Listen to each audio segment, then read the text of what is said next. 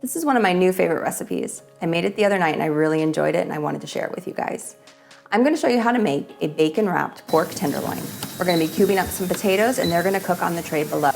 While the pork and the bacon are cooking, the drippings from it go onto the potatoes and it helps them get all nice and crispy. As always, links for everything I'm using are gonna be in the description below, and if you like the video, give it a like and don't forget to subscribe. I've gone ahead and already grabbed 2 russet baking potatoes. They are kind of big, so I may not need all of them, but I am gonna just go ahead and peel and cut them both up.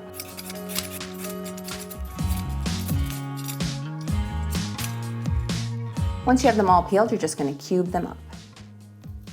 I do this by slicing it in half, and then I do thirds,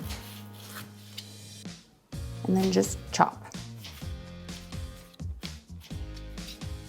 This one's a lot bigger, so I'm actually gonna cut it probably in fourths.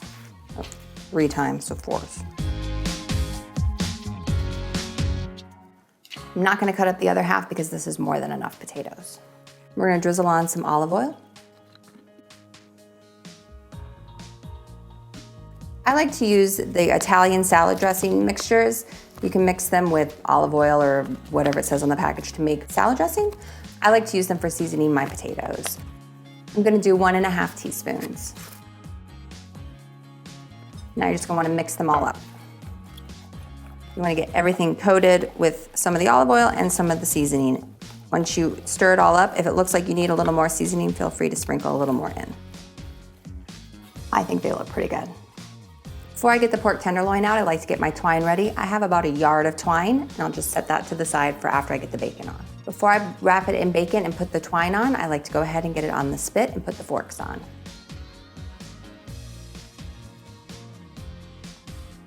The tenderloins are kind of long, so you might get to the end. It's gonna be too long for the whole spit. Just stick it out and then you're just gonna kind of fold it back in.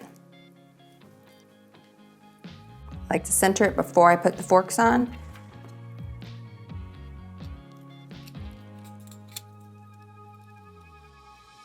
Twist it on, do the other side.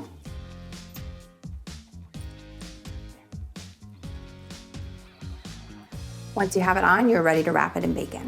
I just have original, regular bacon. It's not smoked or anything. You can use whatever type of bacon you prefer, and it's not a thick cut.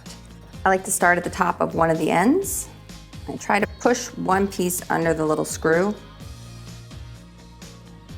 and then start wrapping it around.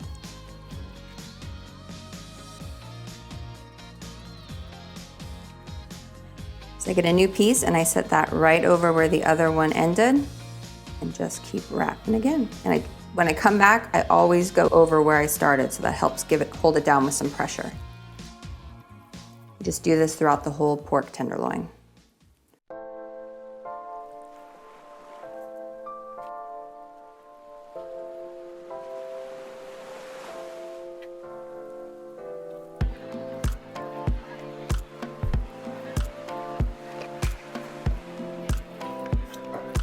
And to finish off the top, I'm gonna do the same thing again.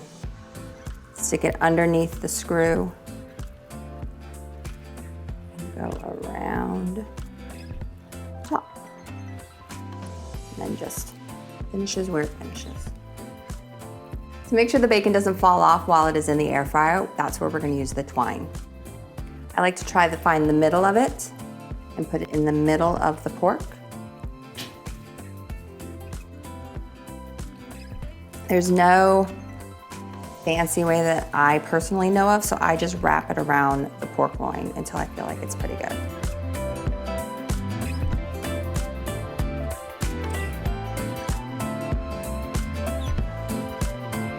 Cut off any extra. Now we're ready to put it in the air fryer.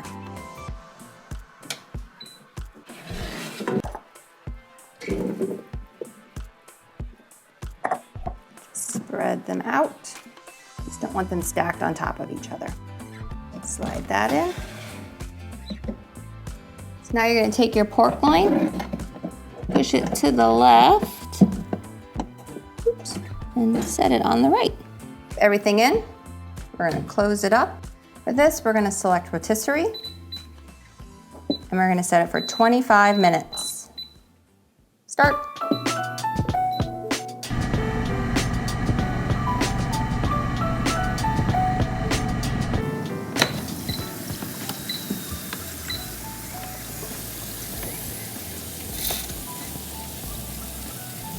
So we're at over 160, which is a well done pork.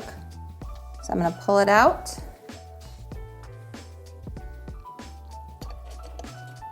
You're gonna pick up the right side and push to the right, and out it comes. I like to put something up because it will be dripping. I'm gonna go ahead and let that rest. We'll grab our tray of potatoes. I'm just gonna use some tongs and get them out of the grease and off the tray. Just putting them in a bowl. They're nice and crispy and smell really good. I'm gonna snip the twine off first. Since the spit is hot, I am using my microwave grabbers to hold on to it. If you can get the fork to just pull out, go for it. Otherwise, this is when I like to grab one of the big forks from the quick shred and kind of get in there and get it out. Get it pushed out far enough, grab onto it and slide it out. Now to get it off the rest of the way, do the same thing. Get the fork on. This is when I take the other fork from the quick shred, which is for the slicing. Stick it in and start cutting.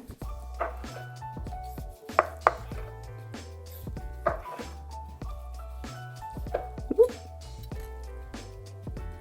Nice even slices. And there you go. I hope you enjoy the recipe as much as my family does. And if you have a friend you think might enjoy it, feel free to share it with them. All right, guys, I'll talk to you next time.